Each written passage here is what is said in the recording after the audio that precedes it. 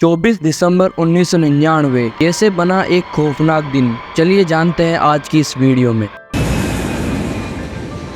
शाम के 4 बजे फ्लाइट नंबर IC814 ने काठमांडू एयरपोर्ट के त्रिभुवन इंटरनेशनल एयरपोर्ट से उड़ान भरी। प्लेन में कुल 190 लोग सवार थे, जिनमें से 15 क्रू मेंबर्स भी थे। फ्लाइट ने उड़ान भरी, सब कुछ नॉर्मल लग रहा था, लेकिन अब जो होने वाला था उसके बारे में किसी को अंदाजा भी नहीं था। करीब शाम के 4:40 प्लेन जैसे ही भारत की सीमा पर दाखिल हुआ, तभी अचानक 5 आतंकी सीट से खड़े हुए और पास ही बैठे पैसेंजर के सिर पर पिस्तौल तान दी। किसी को कुछ समझ नहीं आ रहा था। तभी एक आतंकी ने कहा, दिस प्लेन इज हाईजैक। तभी एक आतंकी पायलट के केबिन में घुसा। उस वक्त प्लेन को देवी शरण चला रहे थे। उनके सिर पर पिस्तौल तान कर धमकी दी गई थी प्लेन को लाहौर लैंड कराने की। कैप्टन आतंकियों के दबाव में आकर प्लेन को दिल्ली की जगह वेस्ट की तरफ मोड़ लेते हैं। प्लेन को वेस्ट की तरफ मोड़ते देख सब आतंकी रिलैक्स हो गए। इसका फायदा उठाकर कैप्टन ने आतंकियों की नजर से बचकर ट्रांसपोर्टर के जरिए इंडियन एयर ट्रैफिक कंट्रोलर को प्लेन के हाईजैक होने की खबर दे दी। कैप्टन ने लाहौर में लैंडिंग के लिए पाकिस्तान से रिक्वेस्ट की, लेकिन पाकिस्तान ने साफ इनकार कर दिया। पाकिस्तान ने धमकी दी, अगर प्लेन लाहौर में आता है तो प्लेन को शूट कर दिया जाएगा। कोई ऑप्शन नहीं होने के कारण प्लेन इंडिया और पाकिस्तान के बॉर्डर पर ही चक्कर काटता रहा, जिसके कारण प्लेन का फ्यूल भी खत्म हो रहा था। कैप्टन ने अमृतसर एयरपोर्ट पर उतारने की कोशिश करी, लेकिन आतंकियों ने इनकार कर दिया।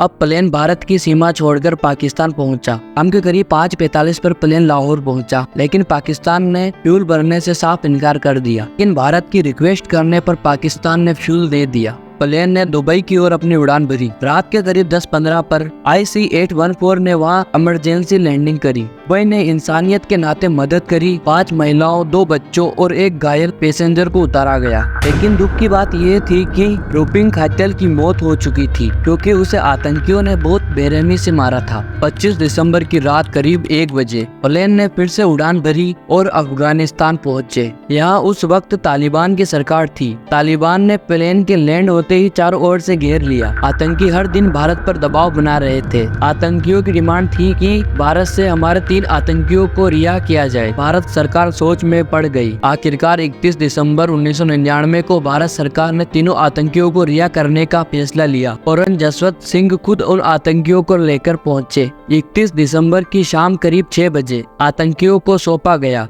इसके बाद सभी बच्चे पैसेंजर को छोड़ दिया गया। IC814 वापस इंडिया लौटा। इसी तरह एक खौफनाक सप्ताह खत्म हुआ।